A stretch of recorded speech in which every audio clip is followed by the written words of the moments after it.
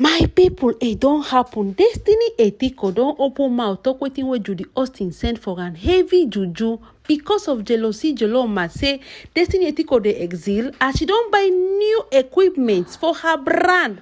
Now so jealousy not allow this woman no. Una go hear when she mention Judy Austin waiting what she do for her. Make una listen, please. My mother's pastor prayed for me. It no work. So it got to the point that my mother said, "Oh, yeah, begin to come back." I had to go back. I drove to Enugu. I could not even drive. I drove. I got to one point. I had to call somebody to come drive me because I couldn't move my neck like this. I couldn't do like this. I couldn't do like this. But because I'm a strong person, I was managing using it to do few jobs that people might think I'm fine, but only few friends that are close to me knew what went wrong. But then I went to Enugu. My mother took me to her pastor. Her friend took me to her own pastor.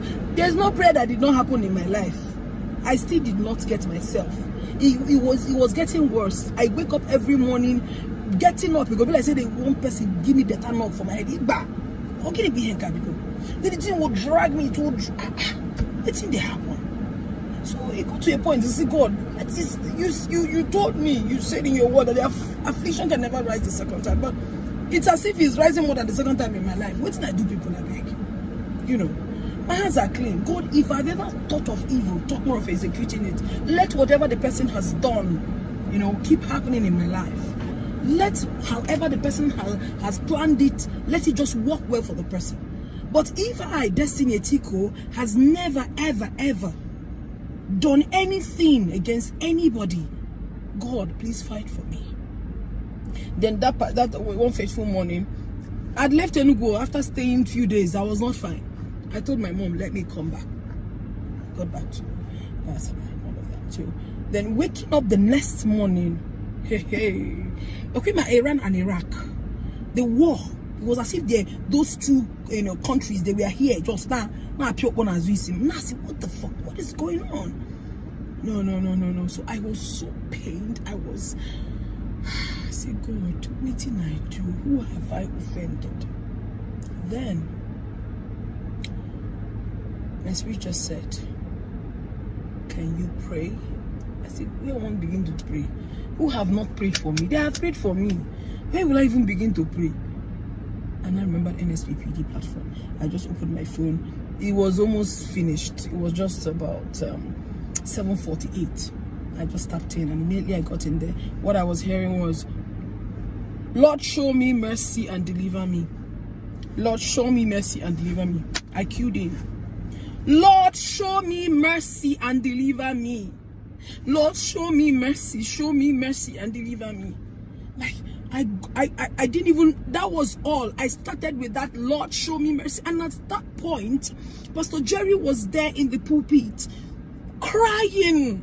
He was addressing the crowd, of course, the people in the platform. He was crying and saying, Lord, show me mercy and deliver me. And I queued in, Lord, show me mercy and deliver me. Before I knew it, I began to blast in tongues. I began to speak in tongues. And on top of my bed, I was, But getting myself, I was already in front of the door to the stairs, close to my altar. That was where I found myself. I did not know how I didn't know how I got to that place. And getting up from where I went, because I really went far. I was blasting in tongue. I was, Jesus Christ. By the time I got up, I realized that the neck that was very static, like that was like I was like a statue, I couldn't do this, I couldn't do this. Then the thing now was now moving from my neck region down to my back. So as he was moving around my body, I could tell that this is not normal. But because my mother has BP and I had lost my father, I do not want to, every small thing I'll begin to tell my mom, see. Because I want that woman to be alive to carry my children. I want to feel that love. So I don't always call her to say, Mommy, see you. So the whole thing, I was praying, I was praying, I was shouting, I was praying, I was shouting, I was calling on God. I say, God, you will never forsake me. someone did this to me and the person opened his mouth or her mouth, whoever that did it said that, there would never be a place I, Destiny Etiko, would go and get liberation. I can never get salvation.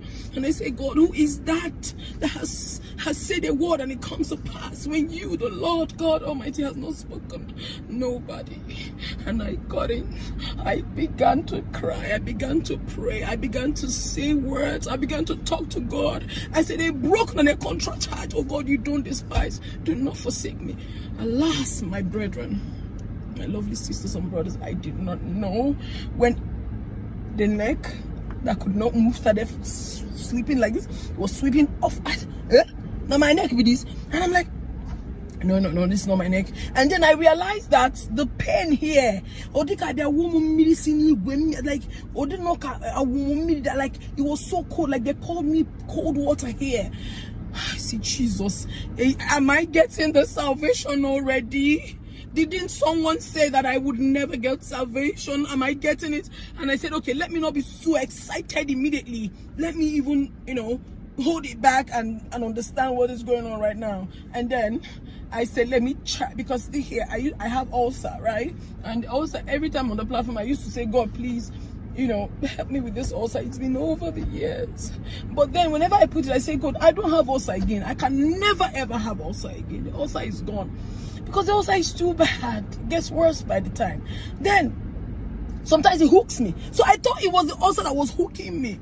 I took all the medications, but yet it didn't stop. But that particular day that I was feeling my neck was free, the pain that all the knock, it was as if someone just used something to choke me like this. I held it and I can't move, and held it and I can't shoot, I can't do my work, and I'm a very hardworking person. I don't like to stay at a place. So waking up every morning, seeing myself sitting at a place, it's a big problem. Then I said, what is this? So then I now realize also that pain, that strong pain at my back was gone.